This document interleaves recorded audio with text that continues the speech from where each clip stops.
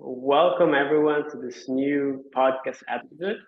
And today with us we have Nicole, and she's gonna explore with us all the importance of feedback in our organization.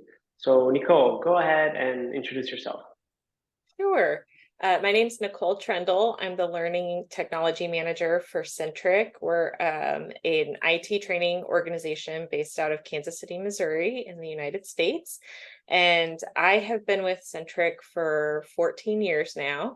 And in that time, I have served as the Student Services Advisor and Learning Management System Administrator, and kind of slowly over time transitioned to more of a curriculum role, and in working with our curriculum, overseeing, evaluating, assessing our learning platforms and the different programs that we use to help deliver our content to students. And so I've kind of transitioned more into a technology-based role. And in that time, just really keeping up with what's happening overall in the technology industry, but then also how that impacts education, especially for adult and non-traditional students. Yeah, so for a little bit of context to our listeners who might be interested, what is it exactly that you guys are teaching at Centric, and to whom are you doing that?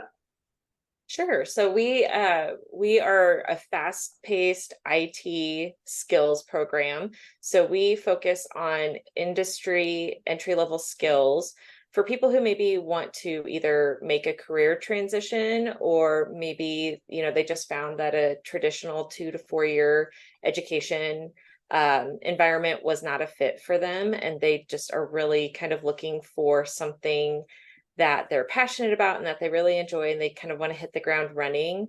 We also work with people that are either active duty or former military, so veterans. Sometimes we also have reservists who come through, and so those are people who are maybe not full-time military, but like part-time. They dedicate so much time on weekends or per year in duty for the military. And so we work with, those are kind of like our three main demographics that we typically see. And our training is usually anywhere from 4 to 7 or 8 months, but it depends just if they're doing daytime classes. Daytime classes they'll get through a little bit faster because they're full-time Monday through Friday, 8:30 to 4, or evening classes, which run a little bit longer because we still want to give them the same number of contact hours. We just have to spread it out over a little bit longer of a period. Absolutely. Well, thank you very much for making that clear and help us understand. So that's very interesting that you guys are specializing to help this type of people, transition, change, move towards an industry that could be more promising, like IT, and helping them that way. That's really beautiful. And then here's the big question. So like, how do you keep this improvement going of your organization? How do you ensure that you're providing value consistently? How do you know what is working and what is not? That's a great question. What really kind of sets Centric apart is we have the ability to adapt and change very quickly. So we're constantly seeking and collecting feedback from a variety of audiences on how we can continue to innovate our programs and evolve, especially as the IT industry evolves. IT is one of the fastest growing and changing industries there is. And so, it's interesting because what somebody learns 6 months ago can be quickly either changed or obsolete. And so we kind of have to adapt a lot of the times with those changes. And so that's kind of the benefit that we have going for us, is based on the type of institution that we are, we can roll with those changes as we need to. So when we seek out feedback, we have a very large and robust employer network that we work with. And so we're constantly asking the employers who have hired our graduates, what are you looking for? What are some of the things that you're seeing? What are some of the changes that you're making within your organization? Making sure that our curriculum aligns with those things. also reaching out to companies that maybe haven't hired our grads yet and kind of getting some of that feedback from them, keeping up with industry leaders such as CompTIA and Microsoft and looking what they're doing as far as the certification changes or maybe some of the changes that they're seeing from the companies they work with. And then we also really value the feedback of our students. And so we talk to current students, we talk to our alumni, and we say, what are you doing? What are you using that you learned in the program? And then that kind of gives us a really great opportunity to kind of come back and say, what is that overall student experience and what can we do to improve that? And that's something that we're always focused on, is how can we not just maintain, but always improve upon what we're doing. Oh, beautiful. That's super interesting. For example, we've been talking for a bit, but I didn't know that you also had this a stream of feedback coming in from the like the people that will hire your graduates, and that just makes a lot of sense that you will have to, integrate what they are looking for towards what you're offering, so that you can, provide the most effective employees for those companies and allow people to then, get a job that they like and have the skills that are required to succeed. Super fascinating. But I can imagine that, that's like a lot of information coming in from different parts. And it's sometimes it's tough to like have like an overview of all of this and make the best decisions. And this is, of course, a challenge of many companies nowadays. But so we talked a little bit of this continuous improvement that you guys have, this process to keep things rolling and never, get stuck in the mud like a lot of companies do.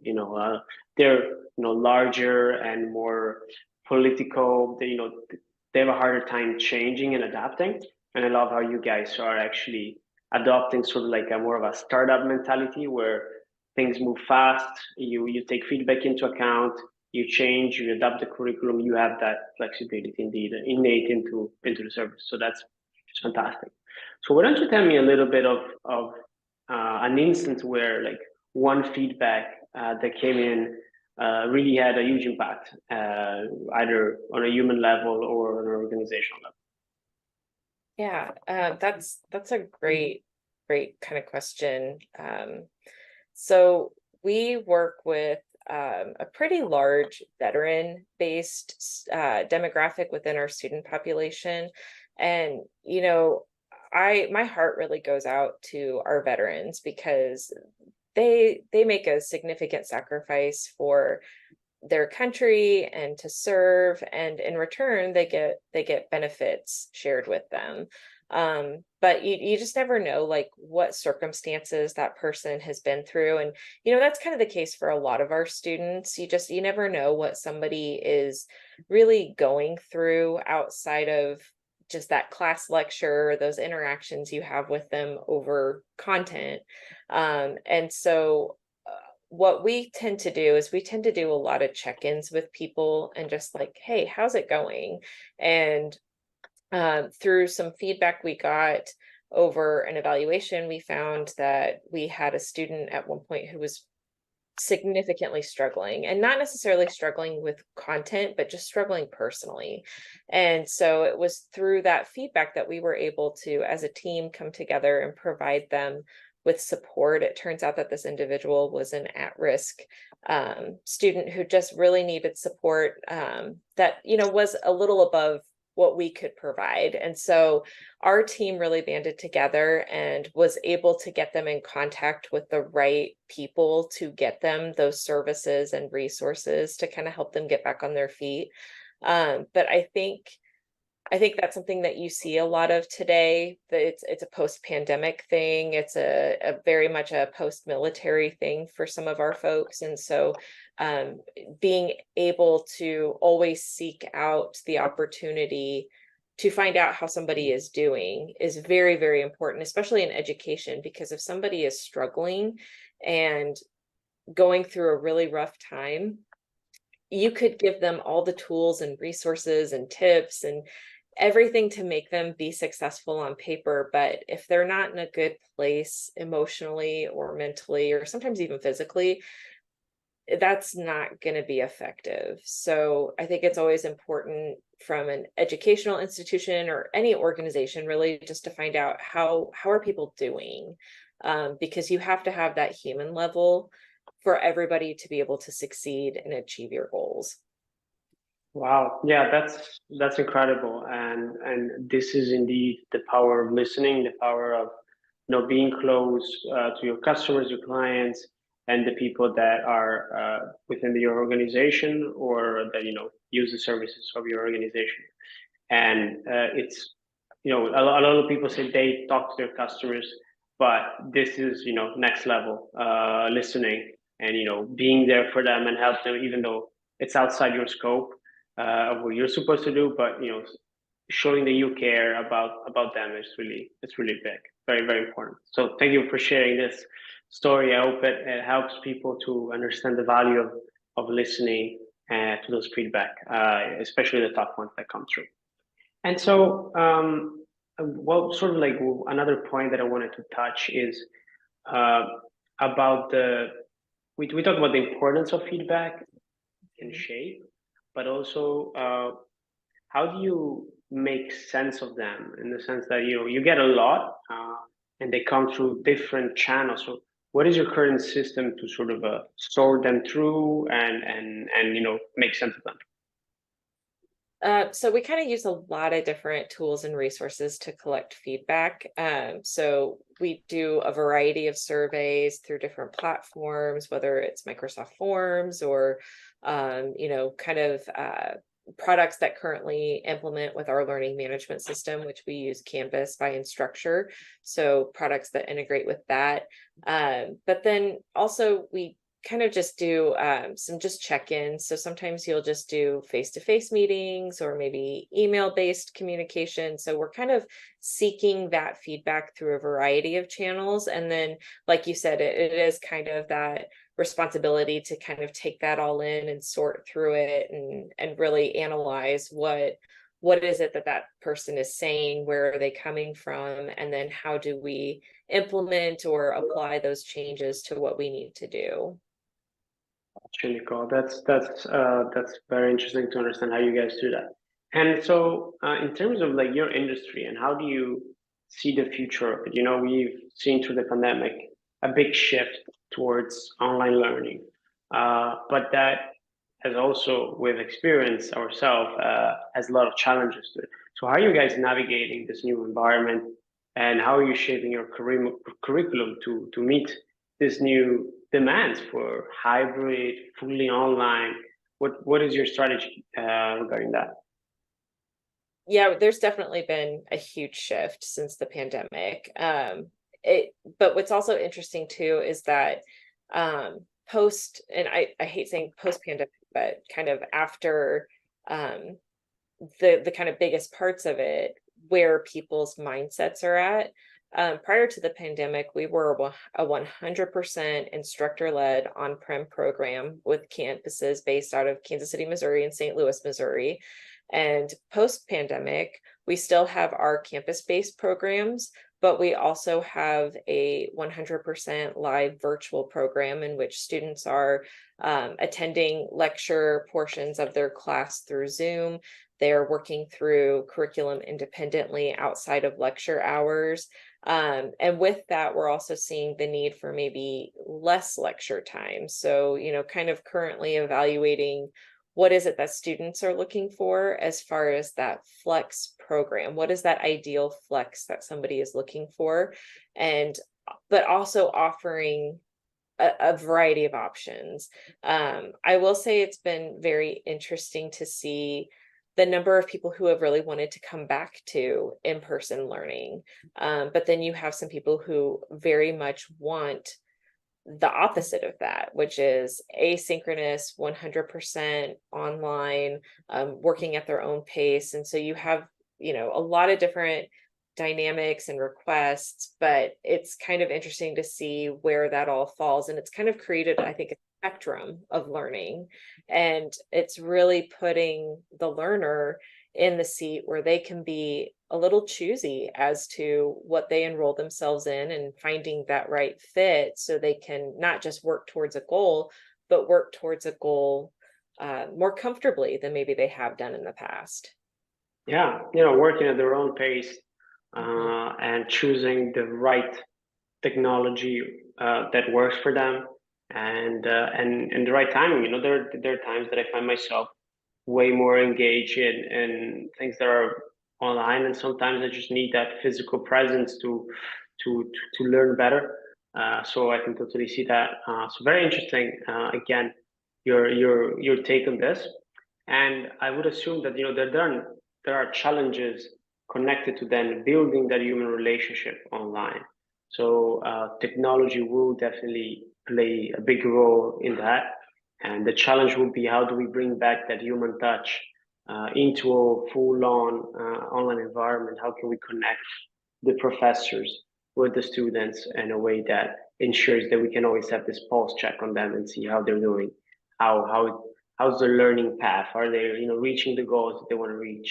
Are they happy about the materials that we're providing and the depth in which we're going to? So super interesting stuff going ahead in this industry. Online learning in general education, it's one of the big industry that is growing very fast, and that we always have to keep our eyes on it. Um, well, personally, very very interested in this. Nicole, one last advice that you might want to give to other companies out there that are looking to, put emphasis on the listening part, on building that human connection and gathering feedback. Is there something you want to share?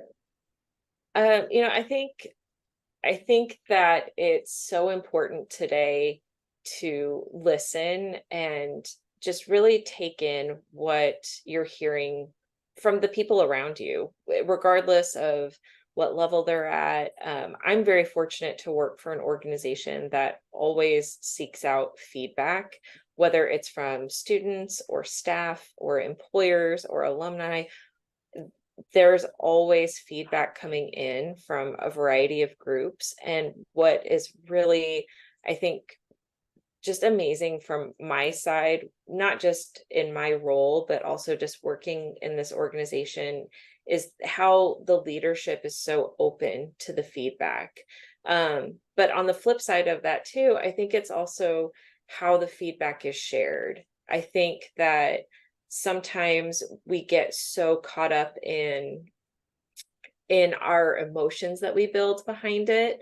And so, like, I know for myself, I'm learning how to be like productively disagreeable, or Yeah, just, hey, like, here are some points of consideration. And we've been so fortunate to have so many people share feedback with us in a very productive and disagreeable manner so that we can go to the board and say, hey, you know what? They made a really good point.